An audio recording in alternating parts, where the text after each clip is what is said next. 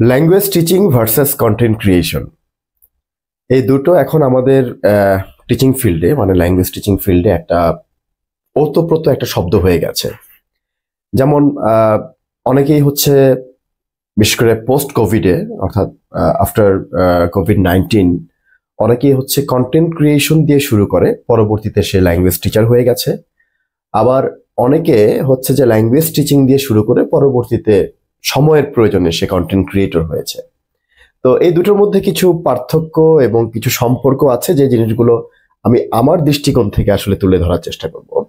এবং একজন content creator যদি ল্যাঙ্গুয়েজ টিচিং এ আসে তার কেমন থাকা উচিত, এবং একজন ল্যাঙ্গুয়েজ টিচার যদি কন্টেন্ট ক্রিয়েশনে আসে তার কেমন হওয়া উচিত। যেহেতু আমি দুটোই কন্টিনিউ করছি এবং আমি নিজে একজন কন্টেন্ট ক্রিয়েটর, পাশাপাশি হচ্ছে আমি ল্যাঙ্গুয়েজ টিচিং এর সাথেও জড়িত। তো প্রথমে আসি আমার নিজের যে অভিজ্ঞতাটা সেটা বলি। আমি 2003 থেকে মূলত হচ্ছে ল্যাঙ্গুয়েজ টিচিং এর সাথে জড়িত, ইংলিশ ল্যাঙ্গুয়েজ টিচিং এর সাথে জড়িত। কিন্তু এরপর থেকে হচ্ছে যে আমার অফিসিয়ালি যে আমার প্রতিষ্ঠানটা সেটা আমি এস্টাবলিশ করেছি হচ্ছে 2012-তে। তো এই 2012 থেকে 2019 পর্যন্ত যে সময়টা, এই সময়টা একেবারে পিওর যেভাবে বাংলাদেশের ট্রেডিশনাল সিস্টেম আছে ল্যাঙ্গুয়েজ টিচিং এর, সেই ওয়েতেই আমি ল্যাঙ্গুয়েজ টিচিংটা করি। এবং যেহেতু আমি প্রথমে একাডেমিক ইংলিশ পড়ানো দিয়ে শুরু করি, এরপরে হচ্ছে আমি স্পোকেন টিচার হই, এরপর আইএলটিএস টিচার হই, মানে ধাপে ধাপে আসলে আমি ল্যাঙ্গুয়েজ টিচার হিসেবে নিজেকে ইমার্স করি। এবং ওই সময় রিসোর্স বলতে ফিজিক্যাল বই ছিল সবচাইতে বেশি। আমরা আসলে নেটটাকে অত ভালোভাবে পাইনি, তারপরে যেটুকু পেয়েছি সেটুকু দিয়ে যতটুকু সম্ভব সেখান থেকে আমরা শেখার চেষ্টা করেছি। তো আমার আসলে কন্টেন্ট ক্রিয়েশনে আসা হচ্ছে 2015-তে, মেনলি 15-16 দিকে সম্ভবত। আমার ওয়েবসাইট যিনি ডিজাইন করেন আমার ছোট ভাই লুৎফর রহমান খোকন, ও আমাকে বলেছিল যে ভাই আপনি একটা কাজ করতে পারেন, সেটা হচ্ছে যে আপনি ইউটিউবে ভিডিও মেক করতে পারেন। তো আমি 2015-তে যখন আমাকে এই কথা বলে, আমি তখন চিন্তা করলাম যে এটা করলে কি লাভ।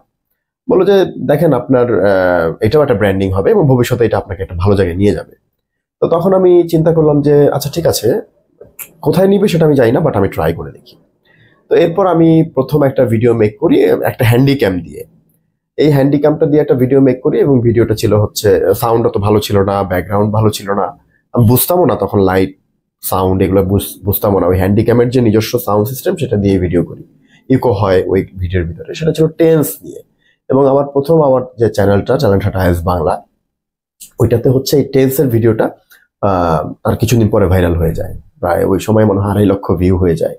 এরপর আমি আসলে কন্টেন্ট ক্রিয়েশনে রেগুলার হতে পারিনি, বিকজ আমার প্রচুর কর্পোরেট কন্ট্রাক্ট ছিল, সেখানে আমাকে ক্লাস নিতে হতো, এবং পাশাপাশি হচ্ছে যে আমার অফিসে তো আছেই, সেখানে আমাকে ক্লাস নিতে হতো। আমি আসলে খুব একটা সময় বের করতে পারিনি। এরপর যদি 2015 থেকে 2019 পর্যন্ত বছরে হয়তো 5-7টা করে ভিডিও মেক করতাম। বাট ওই সময় অনেকেই আবার ভিডিও যারা মেক করা ইউটিউবের জন্য শুরু করেছিল, তারা কিন্তু যারা কন্টিনিউ করেছে তারা কিন্তু অনেকেই খুব ভালো সাবস্ক্রাইবার গেইন করেছে। কিন্তু আমার চ্যানেলটাতে এখন পর্যন্ত আমরা সেই 16তে শুরু করলেও 3 লাখের মতো সাবস্ক্রাইবার হয়েছে, বিকজ আমি খুবই ইরেগুলার ছিলাম কন্টেন্ট ক্রিয়েশনে, এবং ল্যাঙ্গুয়েজ টিচিং আমি অনেক বেশি জোর দিয়েছি ওই সময়টাতে। তো ল্যাঙ্গুয়েজ টিচিং আমার একটা ভালো অভিজ্ঞতা হয়েছে। এই কাজ করতে গিয়ে প্রচুর সেমিনার কন্ডাক্ট করেছি, সিম্পোজিয়ামে গিয়েছি, ওয়ার্কশপ নিয়েছি। এরপরে হচ্ছে গিয়ে 200-250-500 মানুষ স্টুডেন্টকে একসঙ্গে নিয়ে আমি ক্লাস নিয়েছি। তো ওইটার একটা আলাদা অভিজ্ঞতা আছে, যে স্টেজে দাঁড়িয়ে সাউন্ড সিস্টেম ইউজ করে বড় হলরুমে একটা প্রজেক্টর দিয়ে অনেক ছাত্ররা একসঙ্গে ক্লাস নেওয়া, এটা একটা বিশাল বিষয়। আবার ছোট পরিসরে কর্পোরেট একটা ক্লাস নেওয়া, কর্পোরেট অনেক ক্লায়েন্ট ছিল আমার। হ্যাঁ, তো সে সকল সেন্টারগুলোতে হচ্ছে গিয়ে 20 জন 50 জন নিয়ে একসঙ্গে ক্লাস নেওয়া, সেটা আবার এক ধরনের অভিজ্ঞতা। আবার আমার প্রতিষ্ঠানে আমার ক্লাসরুমে হচ্ছে যে আরেক ধরনের অভিজ্ঞতা। তো এরকম ভিন্ন ভিন্ন সেগমেন্টে ভিন্ন ভিন্ন সিচুয়েশনে আমার ল্যাঙ্গুয়েজ টিচিং এর অভিজ্ঞতাটা এক এক রকম হয়েছে। তো সেটার যে অভিজ্ঞতা, সেটা আমাকে একজন ল্যাঙ্গুয়েজ টিচার হিসেবে প্রস্তুত করতে প্রফেশনালি আমাকে অনেকটা হেল্প করেছে। আর কন্টেন্ট ক্রিয়েশনে যেহেতু আমার এই কাজের জন্য আমি রেগুলার হতে পারিনি, আর আমি শুধুমাত্র সেই ভিডিওগুলো মেক করতাম যেগুলো আমি ক্লাস নিতে পারতাম না। মানে আমাদের যেহেতু একটা কোর্স ক্লাস মডিউল থাকে, সেখানে কোর্সের ভিতরে কিছু ইনগ্রেডিয়েন্ট থাকে যেগুলো আমাদেরকে ক্লাসে দিতে হয়। এর বাইরেও কিছু টপিক থাকে, যে টপিকগুলো আসলে মেইনলি আমরা ক্লাসে পড়াতে পারি না, সময় থাকে না আমাদের হাতে। আমি তখন চিন্তা করলাম যে ছাত্রদের জন্য এই সকল টপিকগুলোর উপরে ভিডিও মেক করি, সো দ্যাট ওরা যাতে অ্যাটলিস্ট ওই বিষয়গুলো যেন ওরা মিস না করে যায়। তখন আমি হয়তো সেই জিনিসগুলো আমি দিতে পারলাম। তো এই ভিডিওটি একটু লেন্দি হয়ে যাচ্ছে, একটু ছোট ভিডিও করার ইচ্ছা ছিল। তো আমি যেটা আসলে বলতে চাচ্ছি যে 2019 সাল থেকে যখন বাসায় বসে পড়ি তখন আমি প্রচুর ভিডিও মেক করা শুরু করি বাসায় বসে বসে।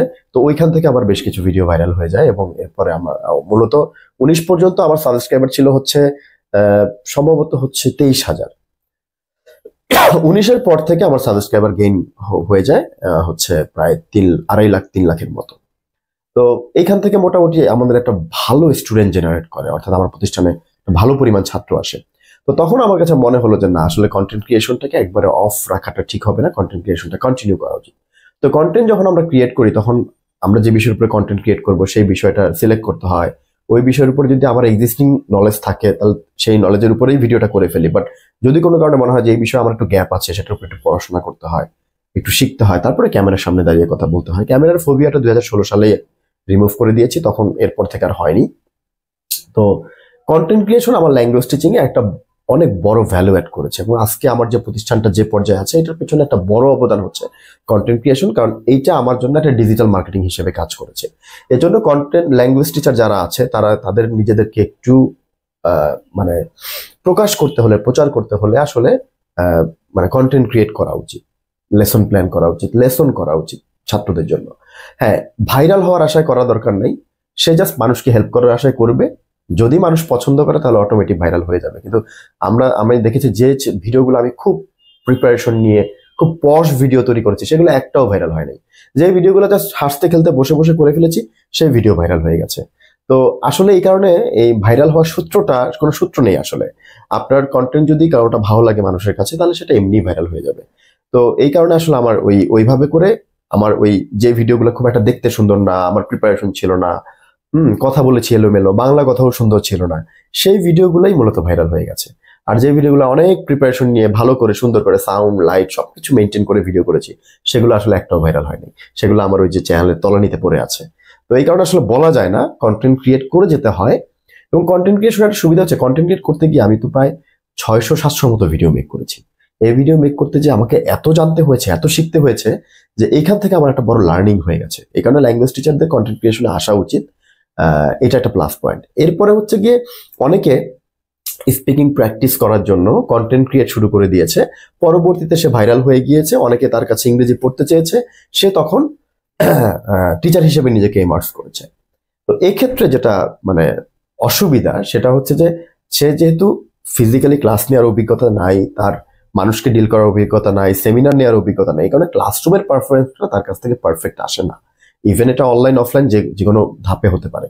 তো এটা প্রথম 6 মাস 1 বছর একজন টিচার যিনি কন্টেন্ট ক্রিয়েশন থেকে টিচার হয়েছেন তার জন্য একটা যুদ্ধ। এজন্য তার যেটা করা উচিত সেটা হচ্ছে কি, ইংলিশ ল্যাঙ্গুয়েজ টিচিং এর উপরে অনেক কোর্স আছে অনলাইনে, ফ্রি কোর্স আছে, পেইড কোর্স আছে। এই সব ফ্রি কোর্স, পেইড কোর্স, এই কোর্সগুলোকে করা উচিত। At least he or she should learn some methodologies or the way of taking the classes. তাদের এই ক্লাস নেওয়ার জন্য কিছু মেথোডোলজি এবং ক্লাস নেওয়ার যে ওয়েগুলো সেগুলো আসলে শেখা উচিত। তাতে কি হবে, সে মেথড এবং কি বলবো টেক্সচুয়াল বিষয়গুলো যখন জানবে তখন সেগুলো অ্যাপ্লাই করলে ক্লাসে পারফরমেন্সটা আরো বেটার হবে। এজন্য কন্টেন্ট ক্রিয়েশন থেকে যারা টিচার হয়েছেন তাদের ইংলিশ ল্যাঙ্গুয়েজ টিচিং বা যে কোনো টিচিং এর উপরে কিছু সার্টিফিকেট, পেইড নন পেইড যে কোনোটা হতে পারে, যেটা সুযোগ আছে সেগুলো নেওয়া উচিত।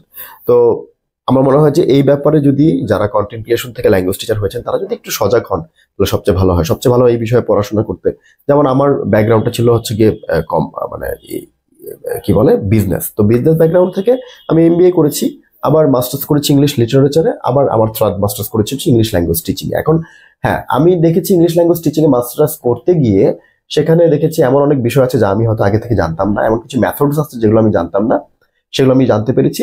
একই সাথে এমন কিছু বিষয় আছে যে বিষয়গুলো হচ্ছে যে আমি নতুন করে উদ্ধার করেছি। হ্যাঁ, ক্লাসরুম ম্যানেজমেন্টে এই বিষয়গুলো খেয়াল করা উচিত। তো এই কারণে আসলে মানে যদি আপনি কন্টেন্ট ক্রিয়েশন থেকে টিচিং এ আসতে চান বা টিচার যদি হয়ে যান তাহলে টিচিং মেথোডোলজি গুলো শেখা উচিত, ট্রেনিং নেওয়া উচিত এবং এর উপরে আপনার নিজেকে আরো প্রফেশনালি দিনের পর দিন ডেভেলপ করা উচিত। তো এটা যদি আপনি করতে পারেন, পাশাপাশি টিচিং করে যান, তাহলে আপনার টিচিং স্কিলটা অনেক বেশি বাড়বে। আর যারা হচ্ছে গিয়ে টিচিং থেকে কন্টেন্ট ক্রিয়েশনে আছেন তারা অলরেডি 80% এগিয়েই আছেন। তাদের শুধু দরকার হচ্ছে ক্যামেরার ফোবিয়াটা কাটানো, লাইটটা একটু বোঝা, সাউন্ডটা বোঝা এবং নয়েজ ফ্রি এনভায়রনমেন্ট কিভাবে ক্রিয়েট করে ভিডিও মেক করা যায় সেই বিষয়গুলো খেয়াল করা। ভাইরাল হওয়ার দিকে একেবারেই নজর না দেয়া, টপিক দেখে দেখে ছাত্রদেরকে যেটা হেল্প করতে পারে সেই সব টপিকের উপরে ভিডিও মেক করা। আপনার একটা সুন্দর প্রেজেন্টেশন, আপনার একটা সুন্দর ক্লাস, আপনার একটা সুন্দর মেথড একটা ছাত্রকে অনেক দূর এগিয়ে নিয়ে যেতে পারে। এই কারণে কন্টেন্ট ক্রিয়েশনকে আমি সবসময় অ্যাপ্রিসিয়েট করি। আপনি যদি কন্টেন্ট ক্রিয়েশনে আসেন, এটা আপনার জন্য ভালো ল্যাঙ্গুয়েজ টিচার হিসেবে। আর কন্টেন্ট ক্রিয়েশন থেকে যদি আপনি ল্যাঙ্গুয়েজ টিচিংয়ে আসেন, তাহলে আমি বলবো যে আপনার লাইভ ক্লাস নেওয়া এবং ক্লাসের ম্যাথোডোলজিগুলো শেখা, এটা বেশি জরুরি। তো আমি আজকে কন্টেন্ট ক্রিয়েশন আর ল্যাঙ্গুয়েজ টিচিং এর পার্থক্যটা তুলে ধরলাম। এটার উপরে যদি আরো কোনো ভিডিও আপনারা চান, আপনারা চাইলে আমাকে কমেন্টে লিখতে পারেন। তো সেক্ষেত্রে আমি চেষ্টা করব আপনাদেরকে সেই বিষয়ের উপর আরো বিস্তারিত বলার জন্য, কারণ এই বিষয়ে বললে অনেক বড় ভিডিও হয়ে যাবে। চেয়েছিলাম 3 মিনিটের ভিডিও করতে, 10-15 মিনিট অলরেডি হয়ে গেছে। তো